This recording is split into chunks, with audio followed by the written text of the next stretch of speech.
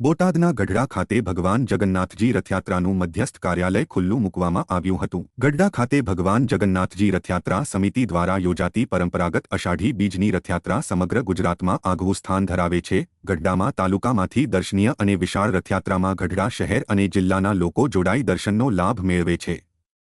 ત્યારે આગામી 31મી રથયાત્રામાં નિમિત્તે શહેરમાં સંતો અને અગ્રણીઓની હાજરીમાં મધ્યસ્થ કાર્યાલય ખુલ્લું મૂકવામાં આવ્યું હતું।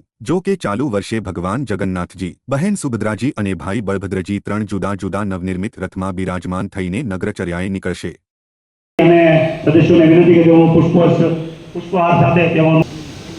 ત્યારે જેમ ગઢડે આવે એને જ ખબર પડે। अलग अलग समाजना બધા કાર્યકર્તા હોવા છતાં અલગ અલગ સ્વભાવના છે છતાં ઘણા બધા સંતો ઉપસ્થિત હતા। મહાનુભાવોના કોઈના નામ નહીં લેતા એટલા માટે કે મને ખબર છે કે અષાઢી બીજે આ સંકલ્પ કરે અને 100 મહિનાની અંદર 30 લાખ રૂપિયા ભેગા થાય। આ નિષ્ઠા આ મંડળની કેવડી છે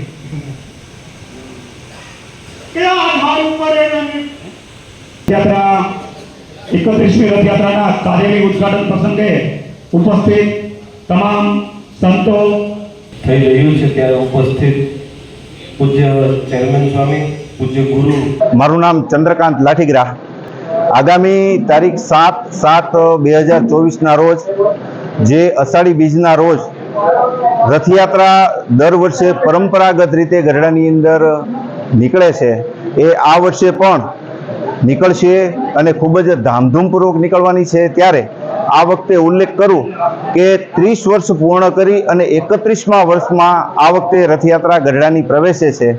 ત્યારે ગઢડા રથયાત્રા સમિતિના સંકલ્પને ગઢડા શહેર, ગઢડા તાલુકો, દેશ વિદેશ અને બીજા બધા દાતાઓ થકી એ 3 રથ, નૂતન રથનું નિર્માણ કરી અને એની અંદર ભગવાન જગન્નાથજી, બલભદ્રજી અને સુભદ્રાજીને બિરાજમાન કરી અને નગરચર્યા માટે થઈ અને અષાઢી બીજના રોજ આ રથયાત્રા પ્રસ્થાન થશે। આ રથયાત્રાની અંદર વિવિધ 50થી ઉપર ફ્લોટ હશે, ઉપરાંત એની અંદર 100 મણ કઠોળનો પ્રસાદ હશે।